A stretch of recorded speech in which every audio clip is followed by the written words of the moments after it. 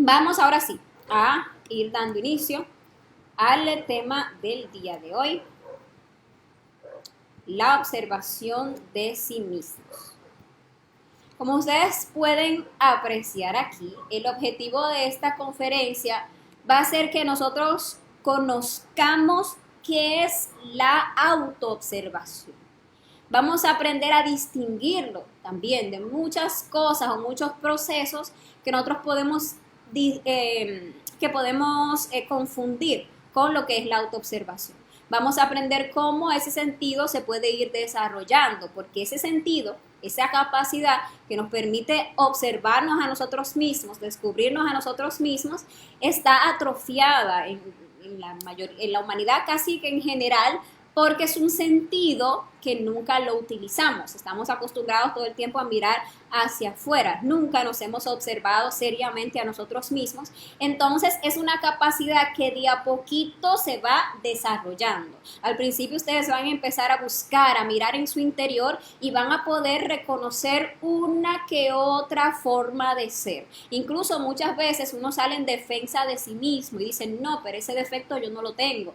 O eso no, eso yo no lo hice por eso. No, realmente yo no estaba, o eso, uno no se ve el yo, aunque lo tenga grandísimo realmente. ¿Por qué? Porque tenemos el sentido de la autoobservación bastante atrofiado, no estamos acostumbrados a mirarnos y juzgarnos a nosotros mismos. Sin embargo, si queremos realmente cambiar, si queremos realmente transformar nuestra vida, esa transformación debe empezar desde adentro. Todas las circunstancias que a nosotros nos ocurren en este mundo son un reflejo de lo que nosotros cargamos en nuestro interior, porque hay una vibración realmente, y a ese nivel en que nosotros vibremos espiritualmente es lo que vamos a estar atrayendo en nuestro entorno. Si nosotros queremos realmente trascender las circunstancias de nuestra vida, no seguir experimentando las mismas situaciones, no seguir cometiendo los mismos errores, no seguir reaccionando de la misma manera, no seguir atrayendo el mismo tipo de personas y de circunstancias a nuestra vida, el cambio tiene que empezar desde adentro. Allí es donde hay que hacer una transformación radical. Y la única manera de cambiar ese mundo interior, de transformarnos radicalmente, es autoobservándonos, descubriendo los defectos psicológicos que forman nuestro mundo interior, que lo componen, y aprendiendo a eliminarlos con la muerte psicológica. Entonces, bueno, ¿qué es la autoobservación? No es otra cosa que aprender a dirigir nuestra atención hacia nuestro interior para autodescubrirnos y por lo tanto poder autotransformarnos. Como les decía, un sentido que está completamente atrofiado, porque nunca nos enseñaron a observarnos a nosotros mismos, a mirarnos, a mirar qué es lo que me hace reaccionar de esta manera, qué es lo que hay ahora mismo en mi mente, quiénes son. Nosotros hablamos aquí de que todos somos una multiplicidad egoica, o sea, un conjunto de yoes, de defectos psicológicos, que de forma general uno podría hablar de la lujuria, uno podría hablar de la codicia, de la gula, de la envidia, del orgullo, de la ira, de la pereza, así en modo grosso, pero cuando empezamos a autoobservar nos damos cuenta que esas 7 cabezas de legión que todos tenemos en nuestro interior, porque ¿quién podría decir que no tiene ira? ¿Quién podría decir que no tiene pereza? ¿Quién podría decir que no tiene envidia? Bueno, uno ahí con su ojo, tercer ojo ahí totalmente tapado, sin poder observarse a sí mismo, hasta uno dice, no, yo no soy una persona iracunda, yo no soy una persona envidiosa, pero eso es realmente porque no nos hemos autoobservado. Si nos observamos seriamente, descubrimos que sí, que tenemos esos demonios en nuestro interior, pero más aún, cuando empezamos a autoobservarnos seriamente, en detalle, cuando ese sentido empieza a desatrofiarse, uno empieza a descubrir que cada una de esas formas de ser está compuesta por múltiples detalles, que se nos manifiestan de instante en instante. Por ejemplo, hablamos de la ira y a nosotros en un momentito nos sacan la ira. Y esa ira a nivel emocional se manifiesta como múltiples emociones desagradables o incluso hasta agradables, porque por ejemplo cuando uno ya piensa en cómo yo me voy a vengar de esa persona, movido por un defecto, por ejemplo, de la ira, un detalle, la venganza, hay una emoción hasta de gusto, de pensar en cómo esa persona va a sufrir lo que me hizo sufrir a mí. Hay hasta un yo sádico ahí que está generando una emoción hasta placentera, y es un detallito de la ira. A veces a uno se le manifiesta la ira a través de un pequeño sarcasmo o de una conversación mental que en la mente ya uno empieza a decir, no, pero ese que se cree y mira lo que me dijo. Y todo eso son detallitos de ese defecto de la ira que ante esa situación se están manifestando y a nivel mental nos están robando montones de energía. A nivel de lo que es nuestro cuerpo físico, se nos manifiestan múltiples tensiones, múltiples sensaciones. La ira nos pone la sangre a arder, nos genera tensiones aquí, por todos lados. Ustedes dirán la lujuria, cuántas sensaciones no nos genera un estado lujurioso, cuántas tensiones no nos genera un estado lujurioso, cuánta energía nos perdemos nosotros identificados con cualquier defecto psicológico.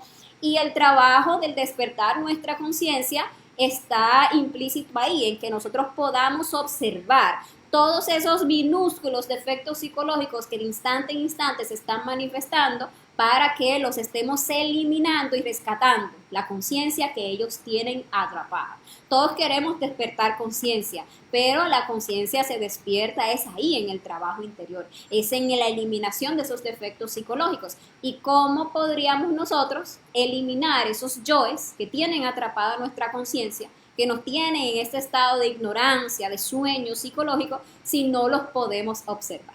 Entonces, bueno, nosotros todos solemos tener la atención dirigida hacia afuera y se nos hace muy fácil, desde que somos niños, nos enseñan a mirar hacia afuera, lo que hace fulanito, a lo que hizo el hermanito, vamos creciendo, ya nos vamos ahí, se nos va metiendo este sello de la crítica y entonces señalamos y juzgamos y vemos con mucha claridad los errores que cometen las demás personas, pero no nos vemos a nosotros mismos, aprendemos más bien a justificar nuestros errores, a pasarlo por alto, a pasarnos pañitos tibios, a autotranquilizarnos. Cuando cometemos un error nos justificamos y buscamos, pero no nos juzgamos a nosotros mismos, no nos observamos. Entonces, por eso ese sentido de la autoobservación se encuentra atrofiado, porque como no lo usamos y estamos todo el tiempo solo enfocados hacia afuera, ese sentido de la crítica o ese detalle, más bien ese defecto de la crítica, sí ese lo tenemos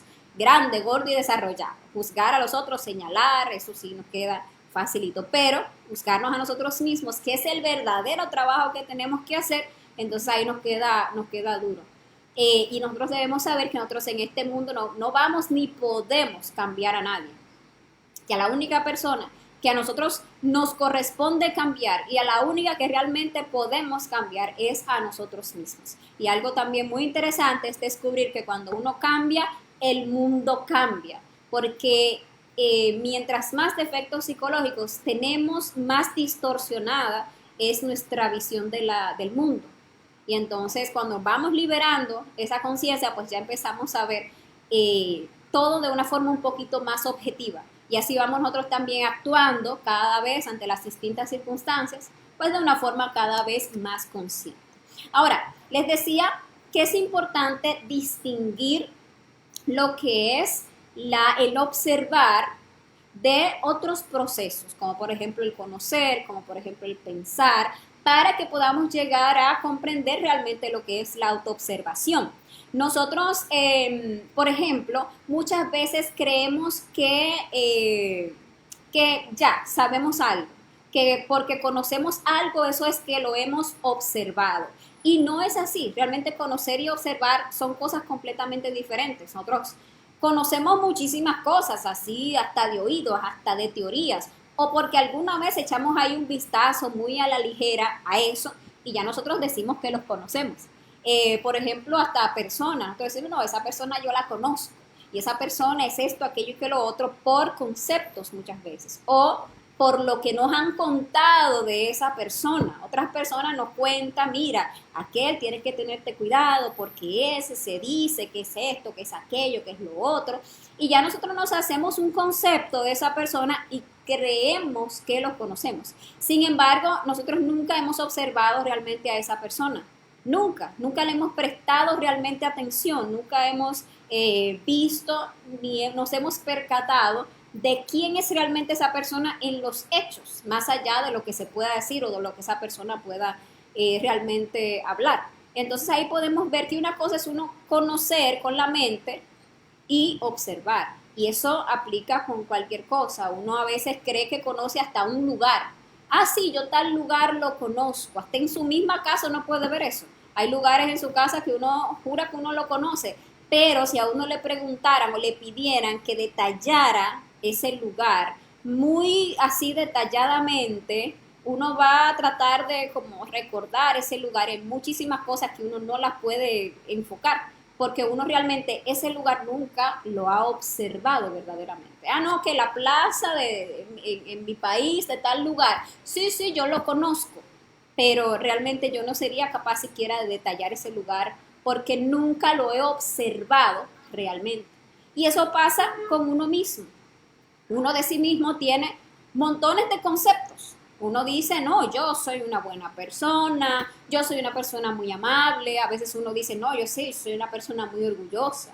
O yo soy una persona, a veces sí, yo soy una persona iracunda. A mí a veces se me sale la rabia, o cuando mi hijo me hace tal, o cuando mi pareja tal, o sí, yo lo reconozco, dice uno, yo lo reconozco, lo conozco un poquito más. Yo reconozco que yo soy una persona celosa porque yo he tenido esta situación y cuando yo veo que mi pareja está como que muy coqueto, o sea, a mí me sale y yo le digo aquello y que lo otro, pero eso no es observar.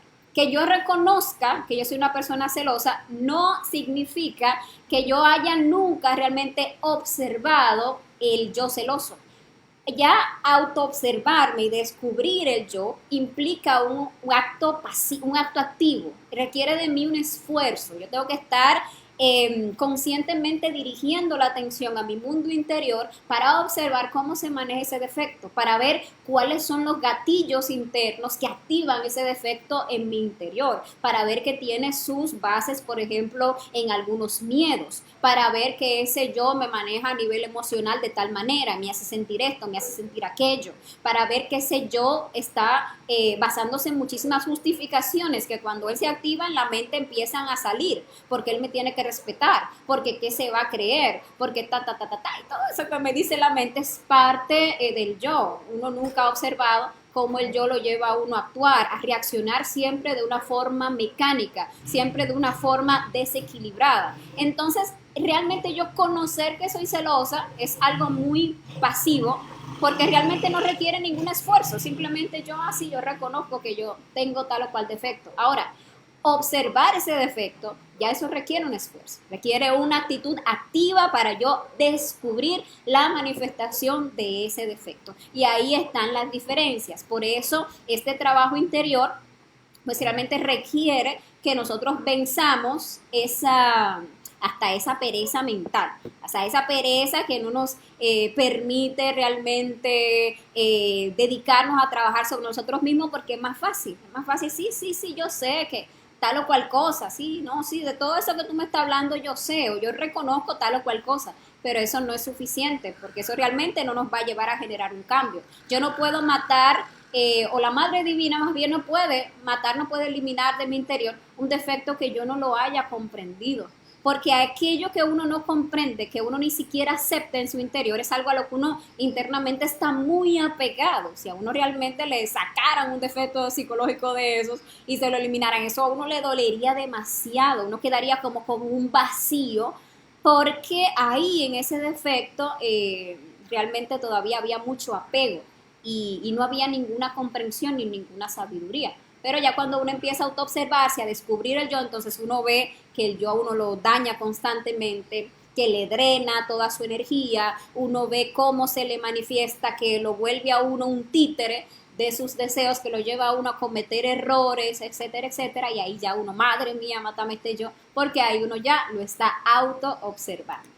Bueno, como les decía, pues también pensar y observar son muy diferentes. Uno puede pensar de cualquier cosa, pero eso no quiere decir que uno le esté observando.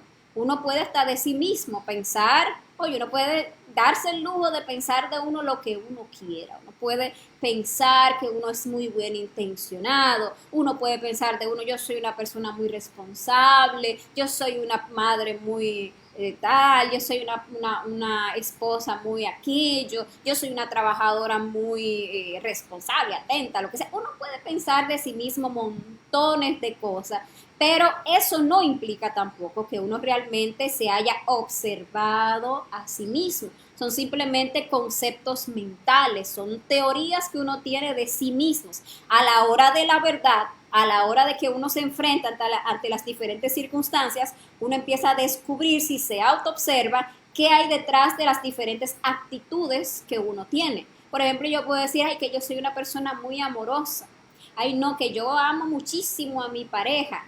Y bueno, realmente cuando uno observa ese supuesto amor, lo que hay detrás, cuando viene a ver, encuentra por ahí que hay un yo interesado, que lo que realmente me hace tan aferrada a mi pareja son ciertos intereses que yo tengo en esa relación, intereses hasta económicos, intereses de seguridad, miedos a que si yo me quedo sola y al que dirán de la sociedad, y entonces eso me hace mantener una relación con tal o cual persona.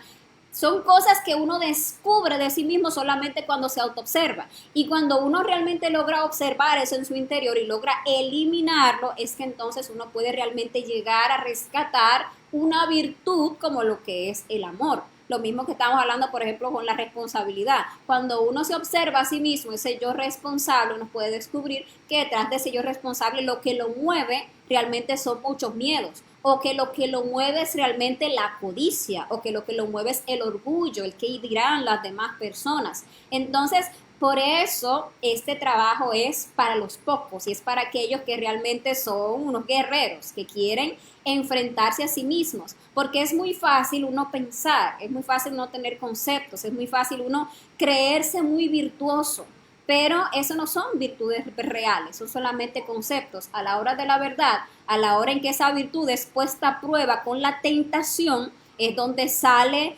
es donde sale el cobre, como dicen, es donde sale lo real que hay dentro. Una persona puede pensar de sí mismo que es muy honesta y puede tener, sí, no, yo soy una persona muy honesta y tal, y creer, curar que tiene la virtud de la honestidad. Y sin embargo, cuando la vida se le aprieta, cuando se ven las circunstancias y cuando aparece esa oportunidad de uno sacar ventaja de algo y que de eso nadie se va a enterar y que eso de repente ya el yo ahí te empieza a poner justificaciones y ya tú empiezas como a pasarte el pañito tibio para tú ni siquiera sentirte culpable de eso que tú vas a hacer y tal. Y ahí en la tentación se prueba esa supuesta virtud que no la había, porque ahí va y se comete el error, ahí va uno y toma lo que no le pertenece o hace alguna usura o saca ventaja de alguna forma que realmente no era muy honesta, y ahí es donde sale el yo, ahí es donde sale lo real. Entonces, si uno quiere realmente forjar esas verdaderas virtudes del alma, hay que dejar de uno hacerse ideas, dejar de uno estar pensando de sí mismo esto y que lo otro y empezar uno a autoobservarse para poder descubrir cuál es la verdad interior. Una vez que uno descubre al yo en acción, entonces uno puede eliminarlo. Mientras tanto, no. Mientras tanto, estamos creyéndonos que somos virtuosos, creyéndonos que somos esto y aquello y que lo otro, cuando la verdad está oculta ahí en nuestro interior. Y bueno, ya como entonces como que concretando, autoobservación implica es que podamos llegar a ver a nuestros distintos yoes o defectos psicológicos en acción. El proceso de autoobservación es como un proceso de división en el que uno internamente se divide entre el observador y lo observado. El observador es esa presencia consciente que todos tenemos en nuestro interior, que es lo que llamamos nuestro ser, que es el 3%, sabemos que todos tenemos un 3% libre, inatrapable por el ego, que es luz, que es conciencia. Y entonces tenemos un 97% de esencia que se encuentra atrapada dentro de esa multitud de defectos psicológicos que todos cargamos dentro. Entonces, autoobservarse es que ese 3% esté mirando todo ese proceso. Recordemos que la conciencia se manifiesta en el aquí y el ahora, en el instante. Cuando uno está aquí ahora, en el instante, observando ese mundo interior, entonces se hace instantáneamente esa división, porque uno puede observar al defecto. Por ejemplo, estoy en una situación donde tengo una amiga y la amiga de repente llegó con un carro nuevo que le compró su esposo y tal. Estoy en esa circunstancia poniendo aquí un ejemplo. De repente llega y todo eso, ay mira que mi carro, qué tal y lo otro, y de repente si uno está haciendo este ejercicio de la autoobservación, inmediatamente uno descubre que empiezan a haber movimientos en el mundo interior, que en la emoción hay como un movimiento, como un desagrado, la mente inmediatamente empieza a hablar, mira eso, y mi esposo a mí no me, ese patán, ese a mí no me da, ni siquiera me compra una chocolatina, y mira ese, su esposa, ya uno está idealizando hasta la esposa, ya esta se está metiendo en yo adúltero, idealizando al esposo de la otra, mira qué detallazo, mira que ese sí es de verdad un esposo, no como ese cretino. Y ahí, ¿cuántos defectos psicológicos no se están manifestando en ese instante movidos por un detalle de la envidia? Porque ahí eso es un yo de la envidia porque vi que la amiga tenía un carro nuevo que se lo regaló su esposo. Ahí con esa envidia se manifestó a nivel interior en muchísimas formas. ¿Qué es lo que está pasando ahí? Si yo estoy en autoobservación, ese observador, que es mi conciencia, está distinguiendo esas distintas manifestaciones de ese yo de la envidia, esos distintos detalles. Si uno se está autoobservando, si uno los está descubriendo, uno tiene una oportunidad maravillosa, que es la de poder liberarse de eso. Uno puede ahí empezar a pedir muerte y entonces uno va a poder rescatar la conciencia que ese yo de la envidia tiene. Porque de repente ese yo hasta se siente incómodo de que ella tenga eso y yo no, porque la envidia es así de perversa. Y uno, si muere al yo de la envidia, uno va rescatando la virtud del altruismo o la virtud de poder alegrarse del bien ajeno, que a nosotros nos falta muchísimo realmente eso, porque todo uno enfoca hacia uno. O sea, yo puedo tolerar que a ti te vaya bien, pero si a mí me va bien también, o si es mejor, a mí me va mejor que a ti. Y ahí yo me puedo alegrar, pero otros realmente no somos capaces de alegrarnos del bien ajeno porque somos muy perversos por la envidia. Y descubrir un defecto como ese, pues implica necesariamente que estemos en autoobservación. Si no, ¿qué es lo más común que uno piense de sí mismo? Yo no soy una persona envidiosa. A mí mis padres me dieron una muy buena educación desde muy niño. A mí me inculcaron que yo no podía y que yo no debía y que eso era feo y montones de conceptos en la mente, pero una cosa es el concepto, una cosa es lo que uno piensa de sí mismo y otra cosa es lo real, lo que se manifiesta en uno en el momento dado, cuando se presentan las circunstancias, ahí es donde sale. Si ustedes recuerdan, en la conferencia pasada, la que estuvimos viendo el jueves con Jessie, estábamos viendo el ego, la personalidad y la esencia. Y estábamos viendo la importancia de aprender a distinguir cuándo en nosotros está actuando quién. Y la manera, o sea, que nosotros vamos a distinguir es con la autoobservación. Esa conferencia viene previa a esta justamente por eso. Porque si nosotros tenemos claro que una cosa es el ego, otra cosa es la esencia, otra cosa es la personalidad, en el momento de la autoobservación lo vamos a poder distinguir muy claramente. Y vamos a ver, esto es un yo, esto mira cómo se mueve, siempre me lleva movido por un deseo. Sin embargo, cuando se manifiesta la personalidad, está como este qué dirán, esta fachada que yo quiero mantener. Y sin embargo, cuando uno logra eliminar en el instante eso que se está manifestando, se manifiesta la conciencia. O cuando uno ya le ha hecho un trabajo de muerte a esos defectos psicológicos, de ahí en adelante, cuando uno está frente a esa circunstancia, ese yo, como ya está muerto, lo que se va a manifestar siempre es la conciencia. Y la conciencia siempre se manifiesta en un completo equilibrio. Ahí no hay ninguna tralala mental, ahí no hay ningún descontrol emocional, porque toda esa actividad, digámosle que así intensa, que tenemos en nuestro interior, siempre va movida por un defecto psicológico. Ahora, que también es importantísimo y que nos brinda esta conferencia para reflexionar, que debemos hacernos conscientes de que nosotros vivimos paulatinamente en dos mundos. El mundo exterior, que es este mundo donde encontramos, este mundo físico, ¿verdad? Donde nos movemos con este cuerpo físico, donde se mueve nuestra familia, nuestras situaciones laborales, nuestras situaciones con los amigos, nuestras situaciones en el conocimiento, nuestras situaciones en general, este mundo exterior que nos sirve de gimnasio psicológico, pero está también el mundo interior, que es aún y todavía más importante porque es lo real, porque este mundo físico pues es completamente pasajero. Sabemos que esto se lo traga el tiempo. O sea, estoy aquí sentada ahora mismo ante este escritorio, en esta silla, y pónganle ustedes, no sé, 60 años más, por ponerme mucho, y ya ni la silla, ni el escritorio, ni yo probablemente vayamos a estar, porque este mundo físico es pasajero. Ahora, tenemos un mundo interior que sí es lo real, que sí es lo eterno, porque allí es donde habita nuestra conciencia, pero esta está atrapada dentro de todos esos defectos psicológicos que impiden que ella despierte. ¿Cómo nosotros vamos a hacernos conscientes o logramos experimentar estos dos mundos? Bueno, el mundo exterior lo reconocemos por la observación. La observación nosotros la hacemos no solamente por la vista, sino realmente por nuestros 5 sentidos. Porque tenemos, por ejemplo, el sentido del oído, que nos permite recibir información auditiva, que nos permite también hacernos como esa idea del mundo exterior. Tenemos el sentido del gusto, que nos permite saborear este mundo exterior. Tenemos el sentido del olfato, que nos permite oler este mundo exterior. El sentido del tacto, que nos permite tocarlo. Entonces, observamos este mundo exterior a través de la observación por esas 5 ventanas que son los sentidos físicos.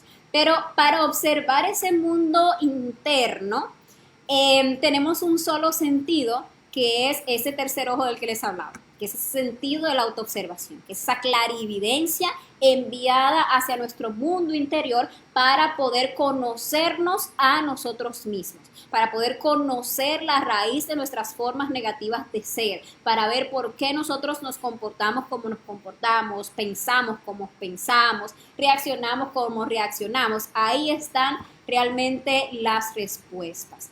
Ahí, pues, una ciencia oficial que nos permite amplificar esa observación del mundo exterior, y ustedes ven que se inventan muchísimas máquinas, están los telescopios que nos permiten ver las cosas inmensas, están los microscopios que nos permiten observar las cositas muy diminutas de este mundo exterior, y todo eso es muy interesante porque esa ciencia oficial nos lleva como a tratar de observar de forma más cercana y llegar hasta a querer conocer todo esto que está en el mundo exterior. Pero ¿qué sucede? Que estos 5 sentidos físicos son muy limitados. La información que nosotros podemos recoger con estos sentidos físicos es realmente terriblemente limitada, porque nosotros todos tenemos un grandísimo potencial. Realmente hasta se dice que nosotros usamos solamente alrededor de un 10% de nuestra capacidad cerebral. ¿Por qué? Porque el desarrollo de esa capacidad cerebral no se da realmente leyendo libros, o yendo a una universidad, o volviéndose un doctorado, que no sé qué tal cosa. Realmente ese desarrollo es interno. O sea, hay que hacer un desarrollo adentro para que nosotros podamos realmente desarrollarnos plenamente y conocer afuera. Ustedes ven que los científicos están muy limitados, se basan solamente en teorías empíricas. ¿Y por qué? Porque no conocen la ciencia interior, no despiertan, no tienen la capacidad para despertar los sentidos internos que nos permitirían comprender a muchísima más profundidad y con muchísima más realidad los fenómenos que suceden en este mundo exterior. Entonces existe esa ciencia interior donde, por ejemplo, tenemos prácticas como lo que es la meditación, como lo que es el desdoblamiento astral, lo que son las prácticas, por ejemplo, de acceso al plano mental, las prácticas, por ejemplo, de la misma muerte psicológica, que nos permite conocer y digamos que liberar ese mundo interior. Entonces, para nosotros llegar a conocer ese mundo interior, desarrollarnos interiormente, llegar a desarrollar todas esas capacidades, todas esas facultades que nosotros tenemos y que nos permitirían conocer no solamente este mundo físico, sino todo el universo, hay que desarrollar una ciencia interior. Porque uno se puede pasar años y años enfrascado en la ciencia oficial, mirando átomos, mirando cometas, mirando soles, mirando lo que sea. Pero eso no va a generar ningún cambio dentro de nosotros mismos. Nosotros vamos a seguir siendo la misma persona. Usted puede llegar allá y nutrirse muchísimo de una cultura intelectual y llegar a hacerse un doctorado, llegar a hacerse no sé, el summa cum laude de no sé qué, para allá. y usted va a seguir siendo la misma persona, con los mismos miedos, con las mismas carencias psicológicas, emocionales, pasando por las mismas situaciones complicadas, cayendo ante las mismas tentaciones, teniendo los mismos, digámosle que procesos degenerativos a nivel sexual y a veces hasta más, porque el intelectualismo, como nos lleva muchísimo a lo que es el materialismo y al ateísmo, también como que le damos por ese camino mucha más rienda suelta a lo que es la degeneración sexual. Entonces el camino de la ciencia oficial nunca nos va a llevar a generar cambios reales en nosotros, pero en cambio el camino de la ciencia interior, esa que nos lleva a conocernos a nosotros mismos, sí nos va a permitir transformar nuestro mundo interior y acceder a ese vasto conocimiento interior, porque hay un conocimiento exterior al cual nosotros podemos acceder que leyendo libros, que verificando aquí, que estudiando en tal universidad, que estudiando tal ciencia, la otra, aquella. Y les decía, por más que una persona se pueda matar en una existencia estudiando esto o aquello, haciéndose ducho de esta teoría y aquella, eso siempre va a ser muy limitado, muy limitado, muy limitado a los conceptos que otros lograron plasmar en un libro que con sus limitados sentidos físicos pudieron experimentar y limitados a lo que estos 5 sentidos físicos nos puedan dejar ver. Ahora, si nosotros conocemos ese mundo interior, nos vamos a dar cuenta que hay un vasto universo, que hay una fuente increíble de sabiduría que reside ahí, en nuestro mundo interior. Atrapada en esos defectos psicológicos hay una esencia que es supremamente valiosa, que cuando nosotros logramos liberarla completamente nos volvemos literalmente unos iluminados. O sea, por eso es que aquella frase tan célebre que estaba ya en el templo de Delfos en Grecia, que decía, hombre, conócete a ti mismo y conocerás al universo y a los dioses. Entonces, no, si nosotros queremos realmente un conocimiento objetivo, debemos empezar por conocernos a nosotros mismos. Miren, cuando uno se pone a morir internamente a sus defectos psicológicos, uno saca de la muerte de cada yo una comprensión muy valiosa que le permite a uno comprender a los demás hermanos de la humanidad, comprender todos los procesos que a nivel general se dan en la humanidad, comprender por qué actuamos como actuamos, por qué tales personas reaccionan como reaccionan, comprender cuáles son los procesos por los cuales se manejan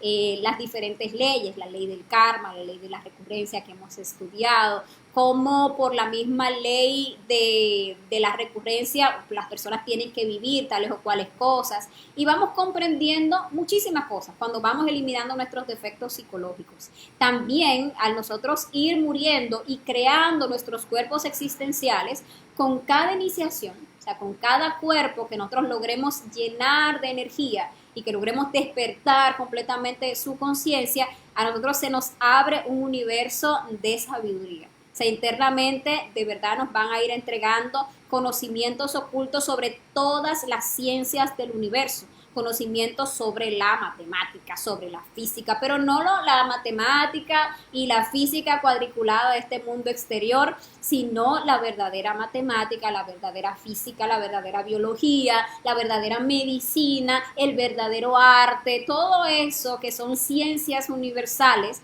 hasta la verdadera justicia, todo eso que son ciencias universales, su conocimiento vasto y real lo vamos nosotros a adquirir a medida que vayamos despertando la conciencia, a medida que vayamos creándonos a nosotros mismos. Todos los conocimientos relacionados con el universo, con la divinidad, con los distintos seres que se han convertido a sí mismos en seres autoconscientes, todos esos dioses que conforman lo que es Dios, pues también a nosotros ir desarrollando nuestra propia divinidad interior, pues también vamos a empezar a entrar en contacto con esas jerarquías conscientes que son las que rigen todo lo que es el universo. Entonces vamos a ir comprendiendo que de verdad lo que podemos llegar a, y lo que se ha llegado incluso como sociedad, como humanidad, a conocer en este mundo físico es completamente limitado.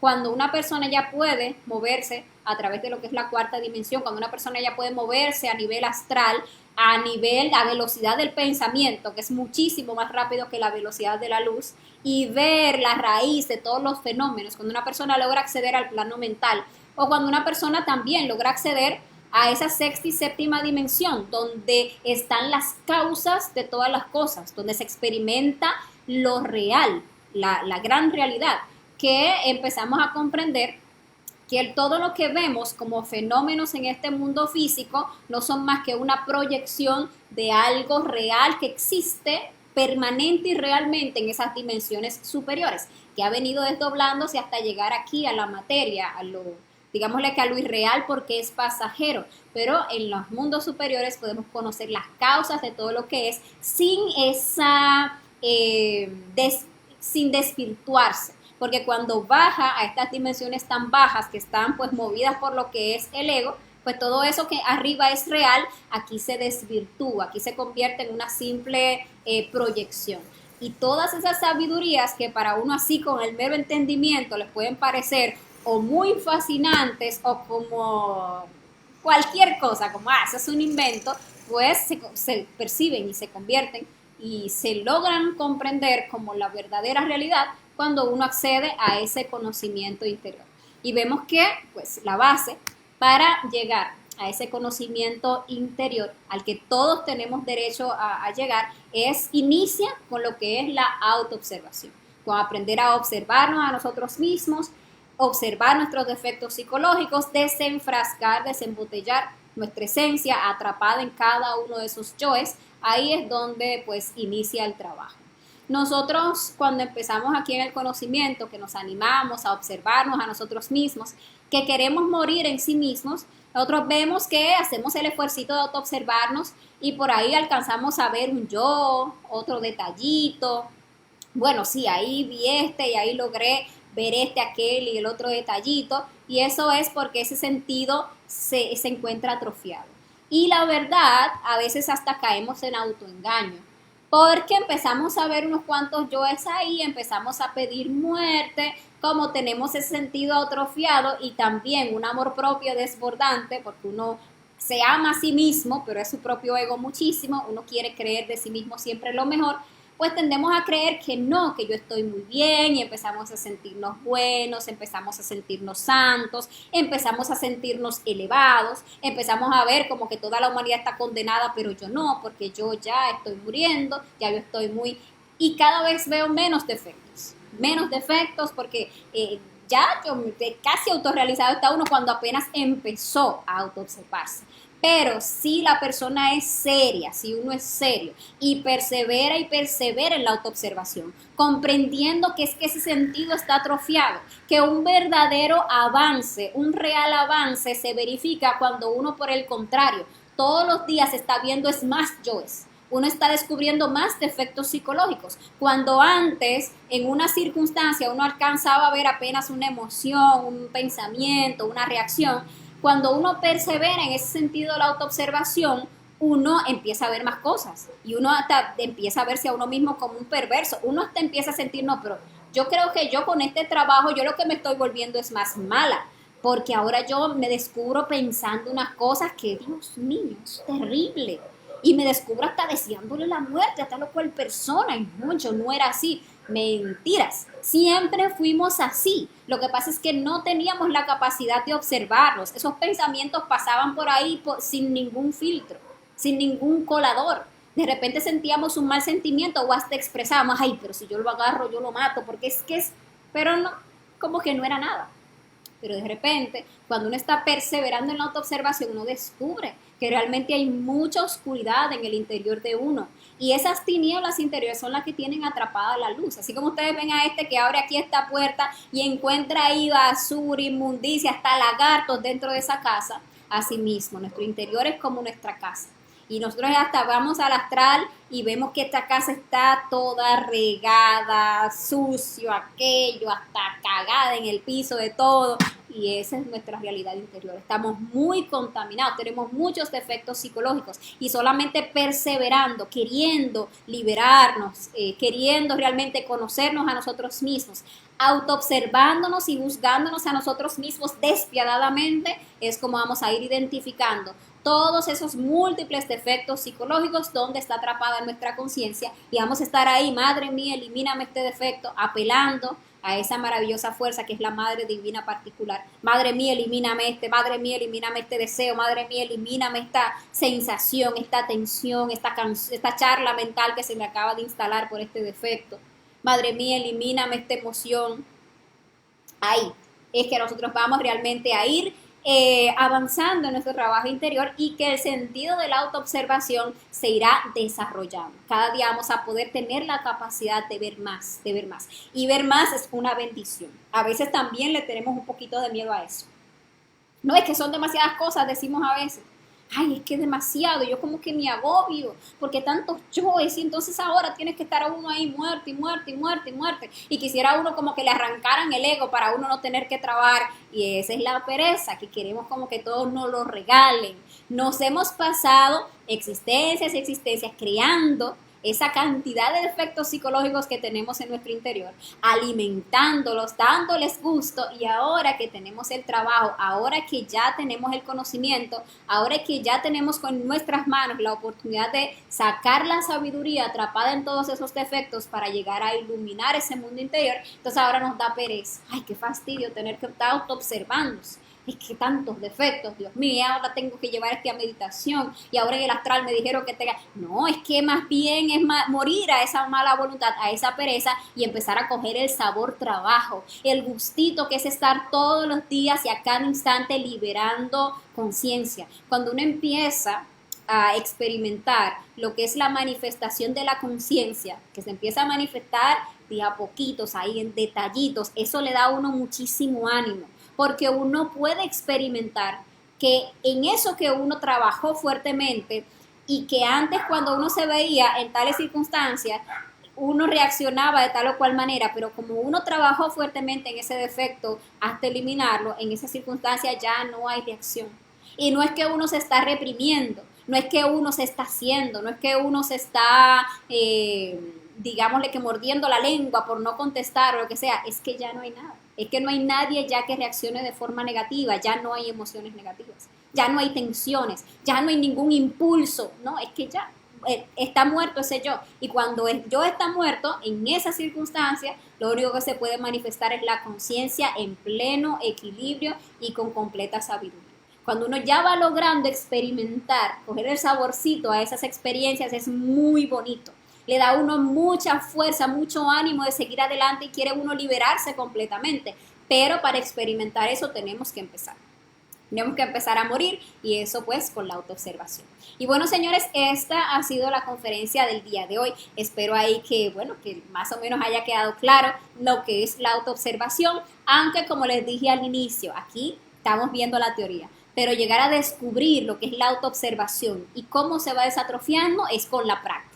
Entonces la invitación es a que se animen a autoobservarse desde este mismo instante, a verificar quién es el que está hablando ahí en la mente, qué es lo que se está moviendo en mi emoción y de dónde surge, qué defectos psicológicos está moviendo ahí, quién me está moviendo a nivel instintivo, haciéndome sentir estas sensaciones, estas tensiones, qué es lo que se está moviendo ahí a nivel sexual, que de repente miré tal o cual persona y se me activó, eso es la lujuria, mira lo que me va a sentir, madre mía, mátame este detalle, esta tensión, aquello, que lo otro. ¿Quién es el que está hablando? ¿Quién fue el que respondió de esa manera? ¿Quién fue el que emitió ese comentario? Entonces ahí vemos, eso fue eso fue la envidia, eso fue el orgullo herido, esa fue la preocupación. Entonces, ¿quién es el que está haciendo esto que yo estoy haciendo? ¿Quién? ¿Cuál es el yo que está moviendo la máquina de este modo mecánico, que no estoy haciendo las cosas concentradas? Ahí es donde empieza el maravilloso proceso de autodescubrimiento. Entonces, a la práctica, que ahí es donde vamos a descubrir qué es realmente la autoobservación. Y bueno, señores, invitarles a la próxima conferencia, la que vamos a estar desarrollando el próximo jueves, en la que vamos a estar detallando los 3 factores de la revolución de la conciencia.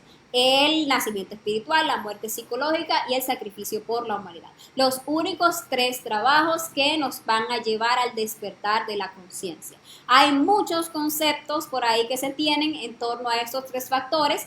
A veces por ahí hasta nos lo han medio enseñado, pero de una manera como que hasta con muchas complejidades, y que eso el nacimiento se lo complican a uno o no se lo explican bien cómo es, o la muerte también como con muchas vueltas, como con muchos recovecos, y realmente vamos a descubrir que nada que ver. Las cosas de la conciencia son las cosas más sencillas, más fáciles de aplicar, pero tenemos que tener pues muy claro cómo practicar la muerte, cómo nacer espiritualmente y cómo sacrificarnos por la humanidad para que podamos hacer esa maravillosa revolución de nuestra conciencia. Así que todos invitados a acompañarnos el próximo jueves.